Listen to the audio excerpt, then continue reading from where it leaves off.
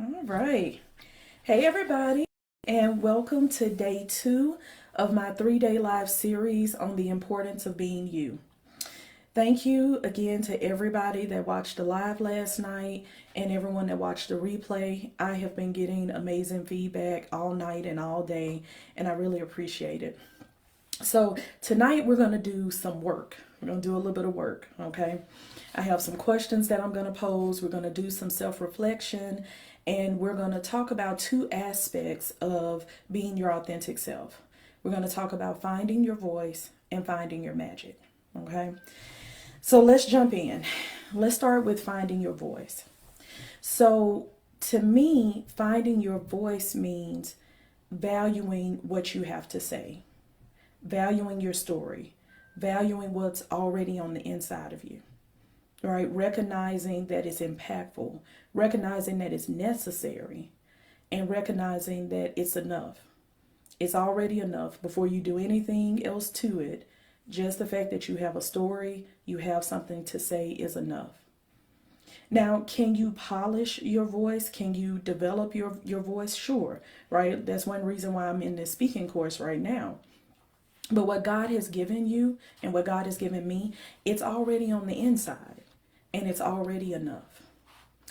There's an author and a speaker, his name is Dan Cumberland.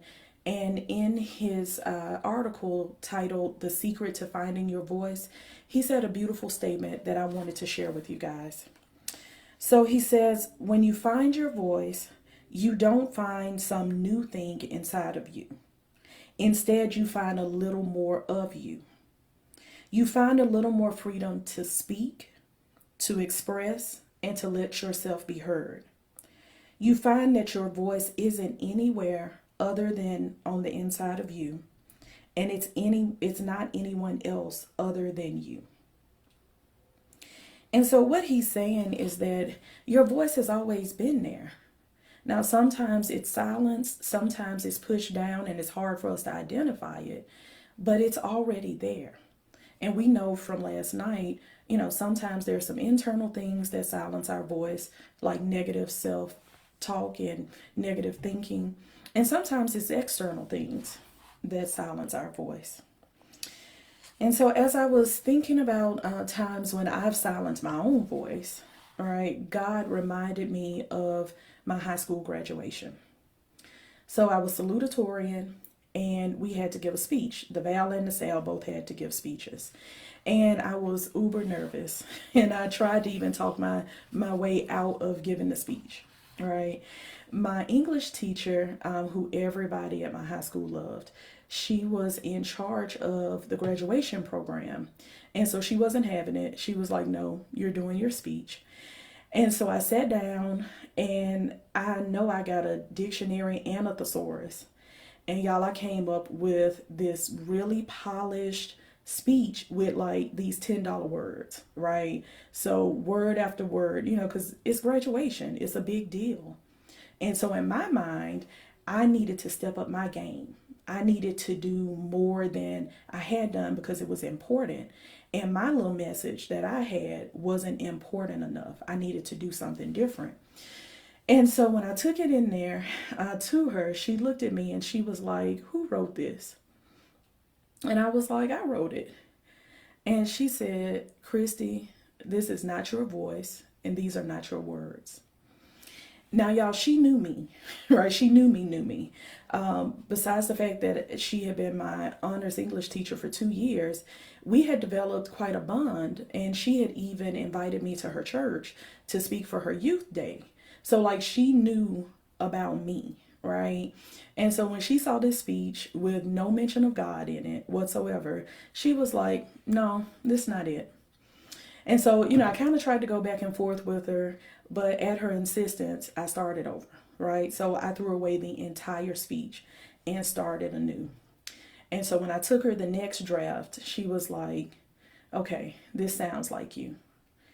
And just a side note, so we need people in our life that can pull our coattail and say, hey, I know you. I love you. I care about you.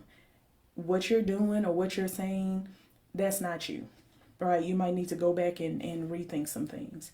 And so if you don't have people in your life like that, look for folks like that. None of us really benefit if all we have around us are yes people. We need some people that we know that care, that's willing to say, hey, go back and try that again. Or maybe you need to rethink that, sis. Okay. So I took the new speech back and she was like, okay, this sounds more like you. And so, the speech was a big hit. But more importantly, the speech was me. The speech was my voice. The speech was my words. And I didn't realize until, years after how important it was in that monumental moment for me to really let my voice be heard. And so that's what we want to do, right? That's what we want to do for ourselves, but also that's what we want to do for other people that are watching us. We want to use our voice and our words. So let's talk about how we discover or rediscover our voice, because again, it's already there. And I have some questions for you guys that I'm going to pose that hopefully will kind of trigger some self-reflection. Now, feel free to drop your answers in the chat, but this is also sometimes a very personal journey. So if you guys just want to kind of jot this down for yourself, that's fine as well. So my first question is, what is crowding your voice? What is blocking what's inside of you? Right? So basically, what messages have you heard? Right? What things are you thinking, or what stories have you told yourself that's keeping you from using your voice? And I'll give you guys a couple of seconds to make a few notes.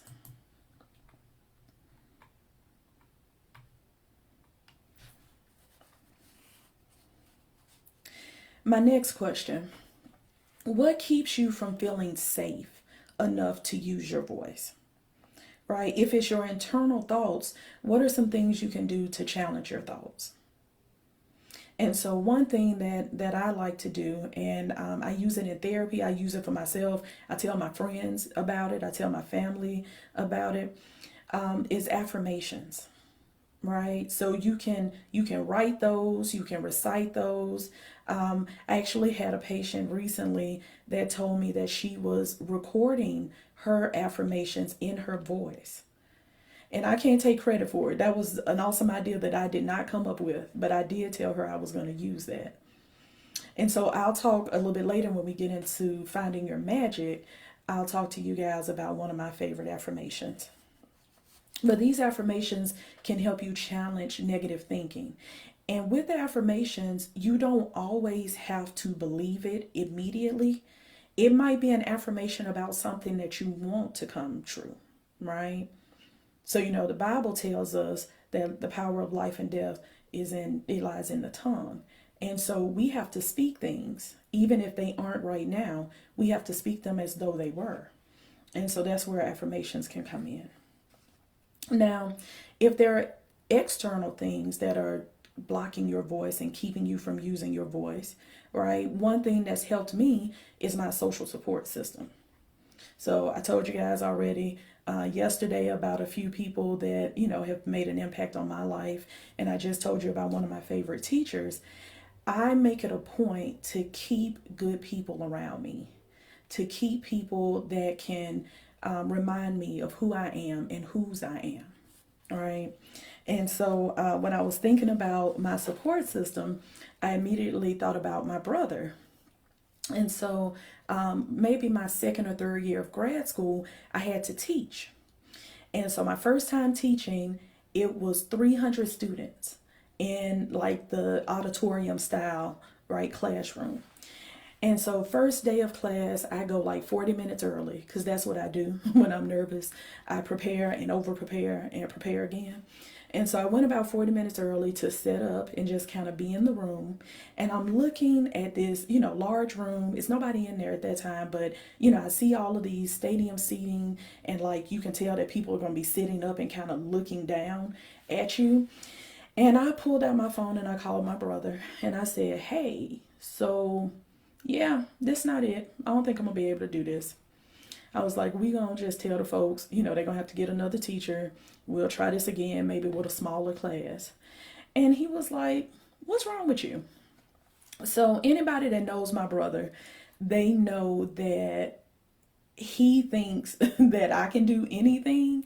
And he also thinks that anybody else around him should be able to do anything and everything that they want to do. So he's not, he doesn't do real well with like, I can't, right? And so he was like, what's going on? What's wrong? And I said, I'm a student. What do I have to teach these folks?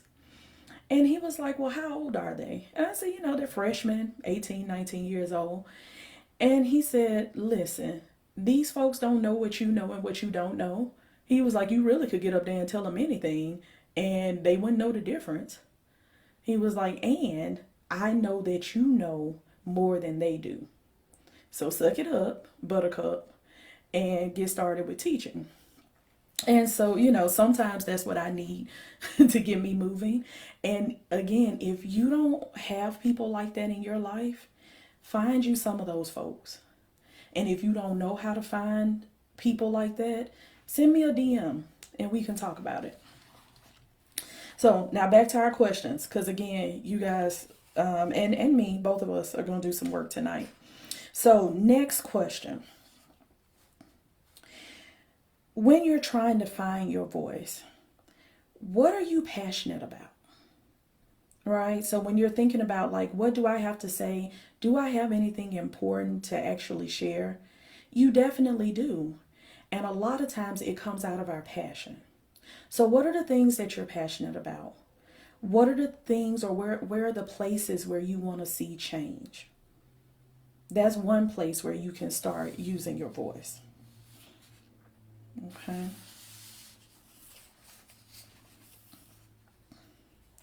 So now when we think about it, finding our voice really just means that we're okay sharing what we already have on the inside and knowing that that's enough, right? And there's one thing about our story that we need to always remember, or about our voice. It's ours, and the way God has given it to us, the way God has orchestrated our story, is exactly what we need to tell.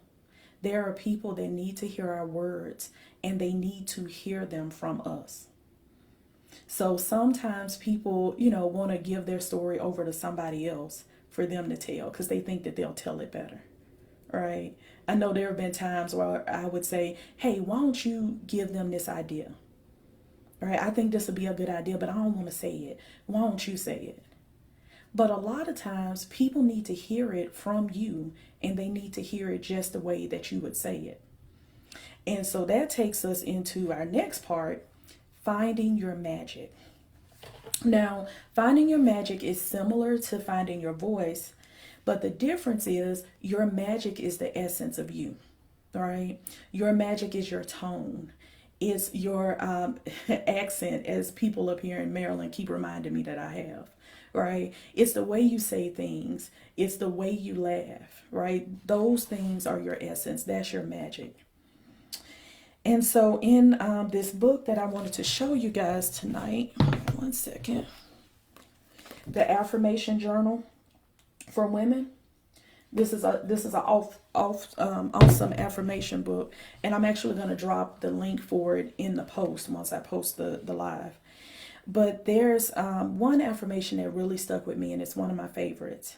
It says, I am the only person who can do what I do the way that I do it, and that's my power.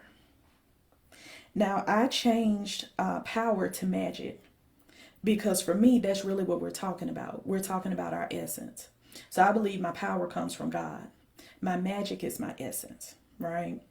And so I talk a lot about magic even in therapy, because a lot of times families will come in and they think that the therapist is the magic.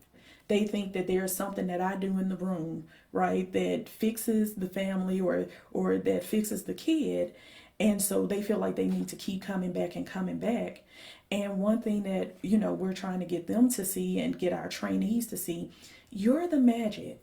The magic happens with you. The magic comes from you, right? And so once you can discover that or rediscover that, then you can actually apply your magic to a lot of different situations, and you won't need to have someone always there, right? Kind of affirming who you are. You'll be able to affirm yourself.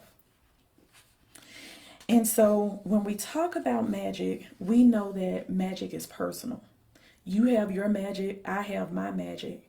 And one thing that we need to remember is that there's place and space for all of our magic. Okay.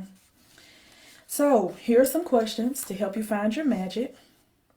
What are some things that are unique to you? What is something that maybe somebody has commented on and they've said, nobody does this the way you do it. Nobody says this the way that you say it. And if you guys feel comfortable, definitely drop something in the chat. All right.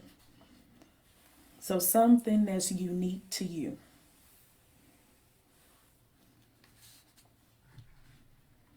And guys, I'm trying to get the hang of this. So I'm actually able to look at the chat and do the live tonight. So I'm real proud of myself. Okay. All right. Thank you guys. All right. And so, did you know that the way that you say things can impact somebody else? Did you know that sometimes people have heard the message time and time again? And even though they've heard it, it took you saying it the way that only you could say it for it to actually stick with them. I can't tell you guys how many times I've heard, thank you so much. Now that you say it that way, I've gotten it. And I hear that from families in therapy. I hear that from trainees. I hear that sometimes even from colleagues, right? So sometimes it's not the message itself, right? Because again, we all might have our own different message. That might not be the part that moves people. The part that moves people might be your magic, the way that you're saying it. Okay. So going back to my story about teaching in undergrad, so once my brother said, suck it up, buttercup, and do your job, right? I got in there and, that first day I was really nervous, and I introduced myself and talked a lot about what they would be learning in the course and went over the syllabus. And then once I got comfortable, what I started doing was putting my magic on it. Right. So I used a lot of pop cultural references, right? They didn't know it, but a lot of times I was using biblical references and they weren't sure, but they know they had heard it from somewhere before. I also would use a lot of like social justice references, right? And trying to give them a different perspective. And so what I got from that a lot of times were kids coming up and saying, I really enjoy your class. Like, I didn't think I was going to be able to connect with the material the way that I am. And so that just let me know, that just affirmed that me being me and me making sure that I knew what was unique to me and using that, that was not only helpful for me, that was helpful for somebody else. All right. So I told you guys last night, this is a journey that I'm still on. I have not arrived, right? And it's a lot of hard work. So I haven't done all this work on my own. So I've been telling you guys about my support system. God has blessed me with amazing people in my life. And God has also blessed me to do some internal work, right? So whether that be therapy, whether that be the affirmations, self-reflections, researching and reading, there was a lot of work for me to do on the inside. And there's nothing wrong with that. I think sometimes it's difficult because you have to be vulnerable with yourself, right? But it's definitely good work to do. And so I wanted to tell you guys about a few things that I've used to do some of this internal work. So I showed you guys my affirmation book. I also have here, Look, Stop Hiding, and actually the subtitle, How to Find Your Voice and Never Dim Your Light Again.